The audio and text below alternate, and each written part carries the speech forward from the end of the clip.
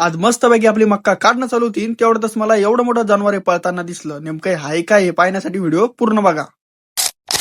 तर भाई हरभरा काढायच्या आधी तर आपल्या मक्काचा नंबर लागला. तर आज काढून होते आपल्याला मक्का. तर सकाळीच निघालो वावराकडे जाण्यासाठी. सर्वात आधी तर मशनीवाल्या भैयाकडे आलो. त्याला म्हणलं जा तुम्ही पुढे, मी येतो मागून. मग आपण बी काही जास्त टाइम केला नव्हता. लगेच 15-1 मिनिटं झाले होते. मग लगेच आलो त्याच्या माग. मशीन बी आपल्या पुढे चालली होती. आज तर भाई देवाला फक्त एवढीच विनंती, काऊन की आपली मक्का आज काढणं येईल. रिकामा पाणी गिनी दिसला तर पुन्हा रिकाम टेन्शन. मग असे 2-4 शब्द बोलत आलो लगे त्या भैयाला रस्ता दाखवण्यासाठी. मग त्या भैयाला म्हणलं येऊ द्या इथून रस्ता 1 नंबर आहे, काहीच टेन्शन नाहीये, तुमची मशीन काही थाडत नाही. मस्तपैकी एकदम स्लोली तिथून त्या भैयानं ट्रॅक्टर काढून घेतलं. त्या भैयाला मला जिकून हवा पाहायची तिकून पहा आणि तुमच्या हिशोबानं मशीन सेट करून द्या. मग मस्तपैकी आता मशीन वगैरे लावून दिली होती. आता त्याची माणसं बी काही येत नव्हते आणि आपल्यालाच करण्यात आता. मग आता पट्टी वगैरे तर आतरून घेतली होती. आता कसं आहे ना भाऊ, परिस्थितीच अशी होती की आता आम्हाला घरीच करणं होतं. मशीन लोकांचं आहे पण आम्हालाच उचलून देणं होतं आणि आम्हालाच टाकणं होतं. मग आता आम्हीच करत होतो बरं काही काम. आता तुम्हाला हा प्रश्न पडला असं की याच्यात परिस्थितीचा विषय काय. विषय असा आहे आता मशीनवाल्या भैयाला काही माणसं भेटली नाही, तर मग आता म्हणून आम्हाला एक करणं होतं. अशीच परिस्थिती होती भाऊ, दुसरी काही परिस्थिती नव्हती आमची. मग मम्मीन ते देत होते माझं टोपले भरू. मग मी देत होतो त्या भैयाजवळ. मग आता पप्पा म्हणे बाळा तू आराम कर, मी देतो आता थोडे टोपले. आता पप्पाना बोला आराम करणे का तो करणे का. मग मस्तपैकी पोतडी जवळ उभा होतो. मग तो मशनीवाला भैया म्हणे जाय म्हणे बाळा तू थकला असं आता वरजून थांब, मी तुझ्याजवळ टोपली देतो, तू फक्त तिच्या तरी चो.